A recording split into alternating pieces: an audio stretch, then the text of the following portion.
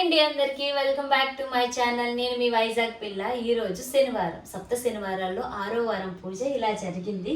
పూజ అయితే మాత్రం చాలా బాగా అయ్యింది. ఈ సంవత్సరం నా అదృష్టం ఏంటో కానీ అసలు ఒక్క వీక్ కూడా మిస్ అవ్వకుండా 6 వీక్స్ కంప్లీట్గా పూజ అయితే చేసుకున్నాను. 7th వీక్ పెద్ద పూజ చేసుకుంటున్నాను. చాలామంది 7th వీక్ అంటే నార్మల్గా చేసుకొని వడ్డీ వారం పెద్ద పూజ చేసుకుంటున్నారు. అసలు సప్త శనివారాలు అంటేనే 7 వారాలు. 7 వారాలు అంటే అయ్యేవారికి 7 వారాలు అంటే 7వ వారమే కదా పెద్ద పూజ చేసుకోవాలి. కొంచెం చూసుకోండి. అంటే 8వ వారం వడ్డీ వారం కాబట్టి నార్మల్గా ఇలా చేసుకోవచ్చు అనమాట వడ్డీ వారం ఇచ్చిన వాళ్ళు. కానీ 7వ వారం పెద్ద పూజ చేసుకుంటే చాలా మంచిది అనమాట. అండ్ ఈ వీడియో ఏంటంటే ఈ రోజు సాయంత్రం వారాహి అమ్మ పీఠం పెట్టుకోబోతున్నాను. 5 రోజులు నవరాత్రి పూజ ఎలా చేసుకోవాలి ఏంటి అనేది క్లియర్గా ఎక్స్ప్లెయిన్ చేద్దామని చెప్పేసి వీడియో చేస్తున్నాను. వీడియో అయితే ఎక్కడ స్కిప్ చేయకుండా క్లియర్గా వినండి, మీకు క్లారిఫై అయితే వస్తుంది అనమాట. ఈరోజు సాయంత్రం 6 దాటిన తర్వాత సాయంత్రం మూల అలుక్కొని అంటే తడిబట్ట పెట్టుకొని తలస్నానం చేసుకున్న తర్వాత పసుపు రాసి పద్మ ముగ్గు వేసి పీట నిండా పసుపు రాసి బొట్లు పెట్టుకొని పీఠం పెట్టుకొని రెడ్ క్లాత్ వేసి బియ్యం పోసి అమ్మవారి ఫోటో పెట్టుకోండి. చాలామంది అడుగుతున్నారు, అక్క ఈ అమ్మవారి ఫోటో మనము ఈ 5 రోజులు పూజ అయిపోయిన తర్వాత తీసేసి ఏం చేయాలి అని అడుగుతున్నారు. ఇలా చూడండి, పైన ఇక్కడ చూపించు. ఇక్కడ ఎలా ఉన్నారు అమ్మవారు, ఎంత ముద్దుగా ఉన్నారో కదా, చాలా నిండుగా. ఆ అమ్మ నా ఇంట్లో అలా ఉంటూ ఈ సంవత్సరానికి 3 సంవత్సరాలు కంప్లీట్ అయినాయి అనమాట. ఆవిడ అక్కడే ఉన్నారు. నా మనసులో ఎటువంటి భయాలు ఏమీ లేవు. ఆవిడ అక్కడ ఉండి 3 years ఈ ఇయర్ కంప్లీట్ అయినాయి.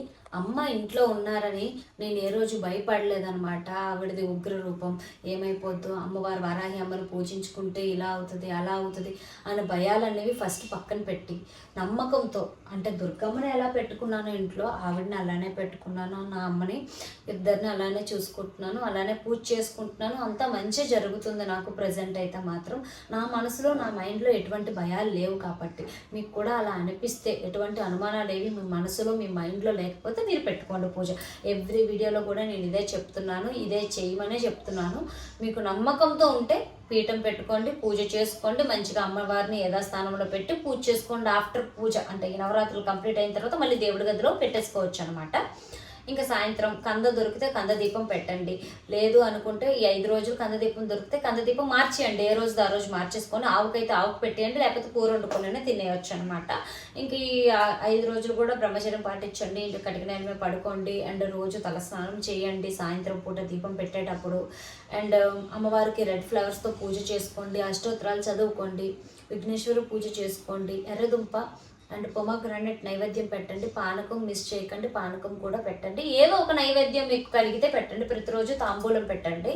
లాస్ట్ రోజు సంపూర్ణ తాంబూలం పెట్టే ఓపిక మీకు ఉన్నట్టయితే, స్తోమత ఉన్నట్టయితే మంచిగా ఒక చీర, జాకెట్, బొట్టు, గాజులు అన్నీ పెడతాం కదా, పసుపు, కుంకుమ, గోరింటాకు, ఇలా అన్నీ కలిపి అమ్మవారికి సంపూర్ణ తాంబూలం సమర్పించండి.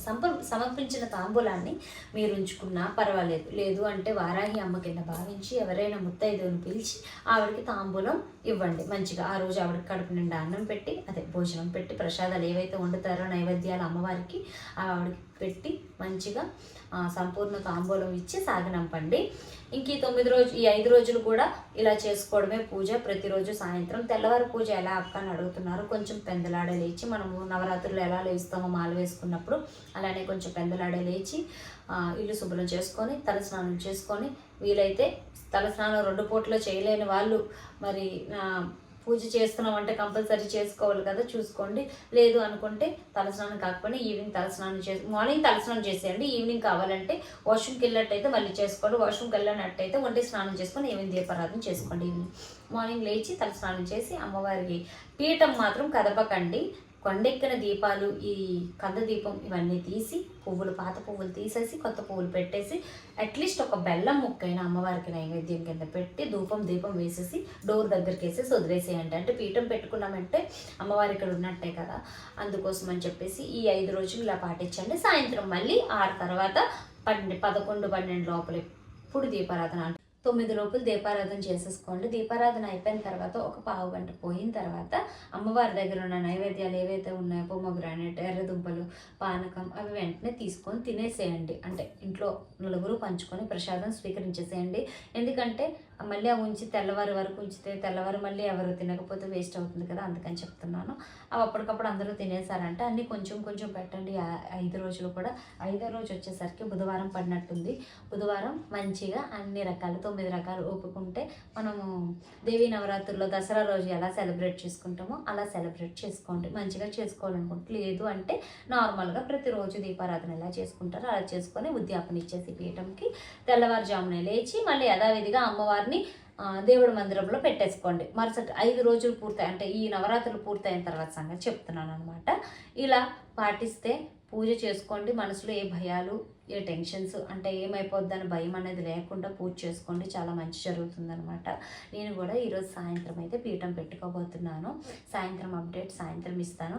ఈరోజు పూజ 7 శనివారాల్లో 6వ వారం ఇలా జరిగిందనమాట. అయ్యవారు ఎలా ఉన్నారో కమెంట్ చేయండి. అండ్ మన ఛానల్లోకి ఎవరైతే వచ్చారో కొత్తగా సబ్స్క్రైబ్ చేసుకొని మీ వైజాగ్ పిల్లని ఇంకొచ్చి ముందుకు నడిపిస్తారని మనస్ఫూర్తిగా కోరుకుంటున్నా. నేను మీ వైజాగ్ పిల్ల. అవునండి, ఇంకో మాట చెప్పడం మర్చిపోయాను. లాస్ట్ ఇయర్ వారాహి అమ్మ పూజ చేసి చాలా బాగా చేశారని ప్రతి ఒక్కరు చెప్తున్నారు. అది లాస్ట్ డే అంటే నవరాత్రిలో 9వ వారం పూజ అనమాట. అది చాలా బాగా అయింది ఆ సంవత్సరం అయితే. మరి ఈ సంవత్సరం ఎలా అవుతుందో చూడాలి. ఆ అమ్మ దయ నా ప్రాప్తి. నేను మీ వైజాగ్ పిల్ల.